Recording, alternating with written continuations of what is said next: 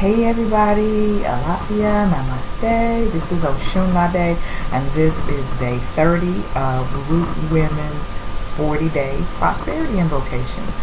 It's been a minute since I've made one of these videos. I decided to take a break after 3 days of trying to do 3 consecutive videos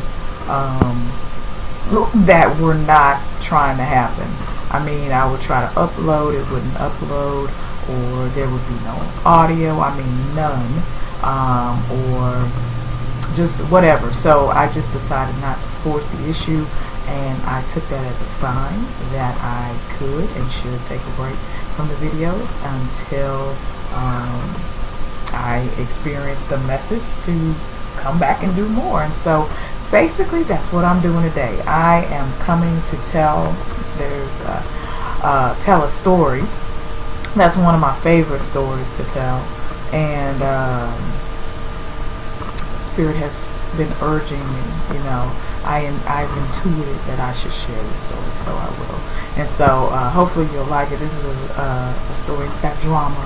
It's got action. It's got the police. It's got small children involved. I'm being dramatic, but there are quite a few morals to the story, and it's been on my mind lately. So let me just kind of tell you what it is. So a few years ago, like a really long time ago, I was going to the store to get something for my son. So as you know, we are a homeschooling family, or I don't know, you may know that or may not know it. We're a homeschooling family, and we pretty much adhere to, well, we kind of dance to our own drum beat. But if I was to say that we adhere to anything, I would say that we are really closely aligned to some concepts that can be found in a process called self-design. So I mention that because if you want to contact me about homeschooling, home learning, self-directed learning, passion-driven learning, I would prefer to say that more than self-directed, passion-driven learning, learning that is focused on the individual and how they show up in the world. Definitely, contact me. I love to talk about that.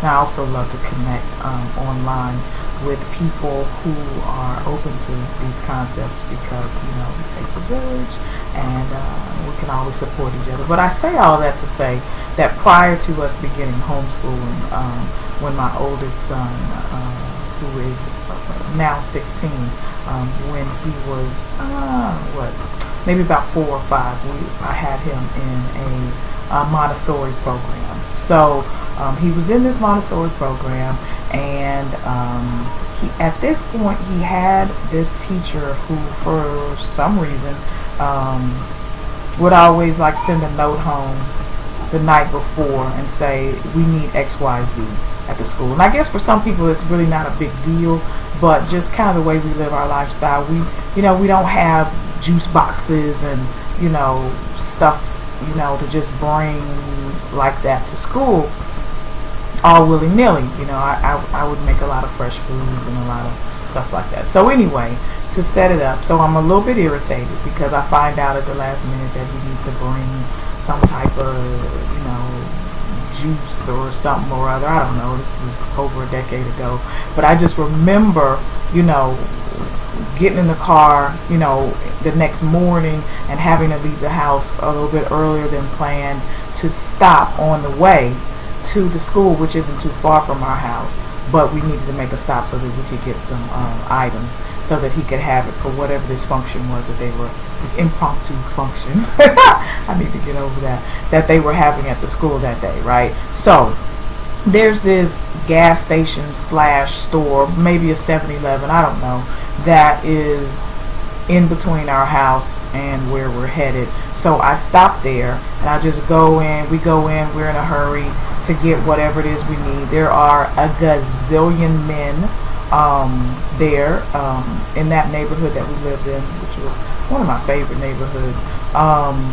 There were a lot of Hispanic men that would come to this specific corner and wait on people to pick them up so they could do labor.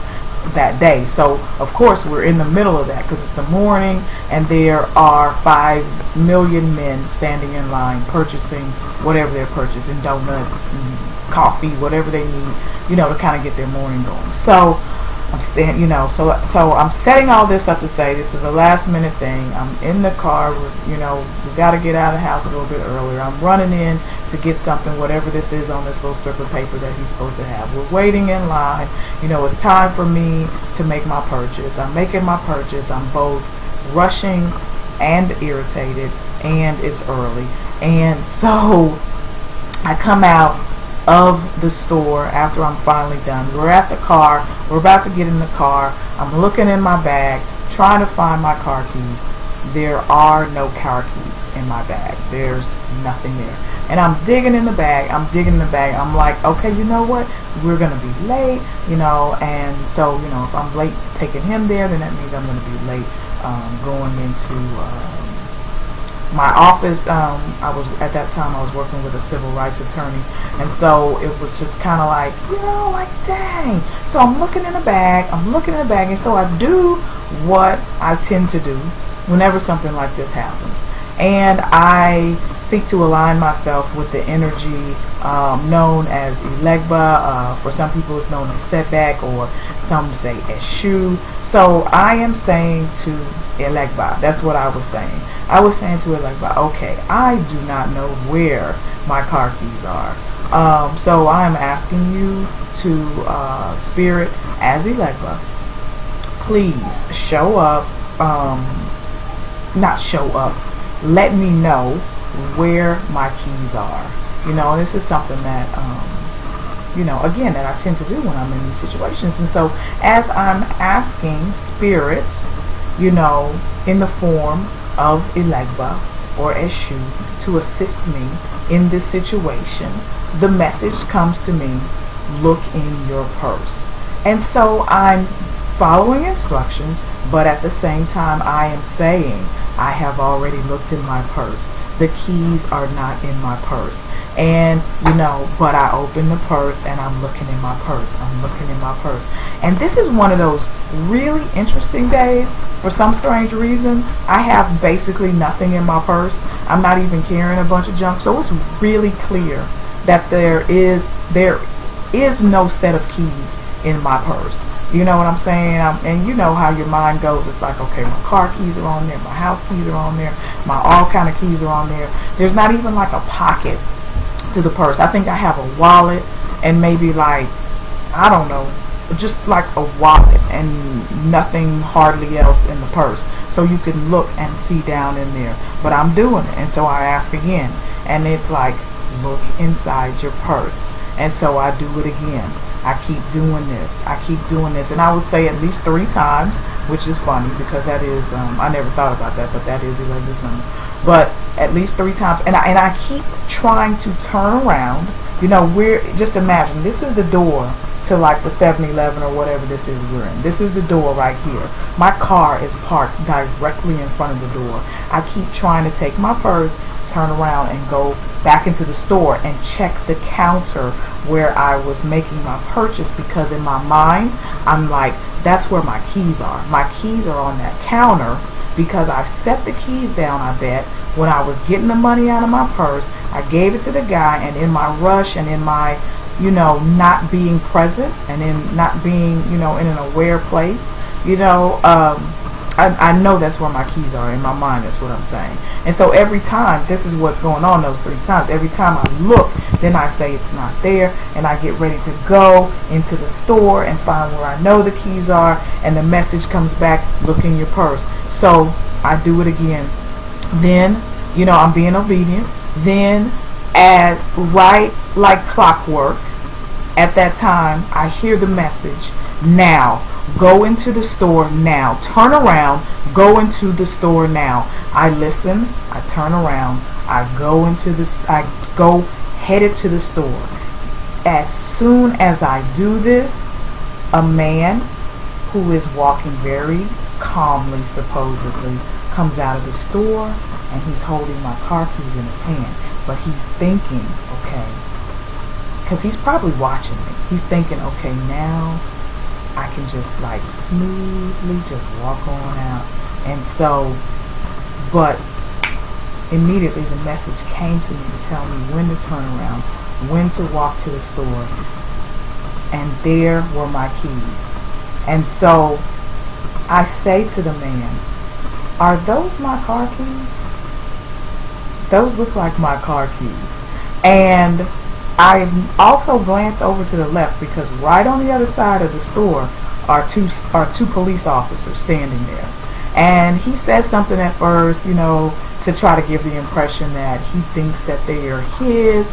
And I'm like, no, I'm going to need my car keys. So, you know, and he sees me glancing over at the police officers who, thank goodness, were there. And he gives me my keys. And I go and I get in my car and I leave. So, the moral to this story. The reason I like this story so much is because to me it's a reminder that Spirit oftentimes tells us stuff in a way that we can understand in the moment, yet it doesn't necessarily make sense as far as the big picture is concerned. You know what I'm saying? It was kind of like, it was like what I needed to hear was, go in your purse now, look in your purse, look in your purse. That was Spirit telling me what to do to get the timing right. That was me intuiting the exact timing. That was me intuiting the message that was telling me, you know, what the timing was supposed to look like. Sometimes Spirit's not going to be able to say, okay, you know what, this is what's going to happen. This is how it's going to look. This is how it's supposed to go down. Then you look, you play like you're looking in your purse, and then when this happens, you see what I'm saying? Sometimes we don't have time for all of that. Sometimes it's like, look in your purse now. Just do what the heck I'm telling you to do, and everything's going to be okay. So for me, that's like one of the first messages, is that, you know, the message is going to be in a language for us to understand, so that we can intuit it at that time. But to me, even the other message that feels almost like an even bigger message is that when we just simply ask Spirit to tell us what to do, we are not always going to understand. We are not going to always understand the why, how it fits into the larger scheme of things, what role this piece plays in the puzzle. And we don't have to. We don't have to. If we can just respond with faith, as much faith as we can muster, you know, because even in that situation, I was following instructions. I was being faithful. I was listening. But at the same time, I was like, I don't get it. I don't understand. But you know what? I'm going to trust. I am looking in an empty purse. There are no keys. There are no keys. From a logical point of view, this made no sense. But in the larger scheme of things, in the big picture of things, in the all-knowingness that Spirit is, it made perfect sense. It made perfect sense because I needed to do that until the time was perfect for me to receive the keys that I was asking to be returned to me. And so this is like a message that I was supposed to share, because for me, again, like I told you, this is one of my favorite stories, because it's one of my favorite reminders that you are not going to always understand why you are being asked to take certain steps. But if you are asking for what it is that you desire, when you are asking for your highest divine good to be made manifest, when we are asking and we are attracting and we are saying we want X, Y, and Z, we are not going to always understand the how. We are not even supposed to always understand. But if we can align with that knowing that there is an all-knowing, and just let the journey unfold, some excitement just really happens. Some extremely exciting moments show up, and miracles happen, and beautiful things show up, and it's just all divine. It's just all divine. So I know that this story is for you because it has been on me to share that, and to just say, you know, sometimes you gotta dig deep. Sometimes you gotta dig down in that purse more longer than you think. We gotta listen. You know what I'm saying? We gotta listen. We just gotta show up. So that's my story.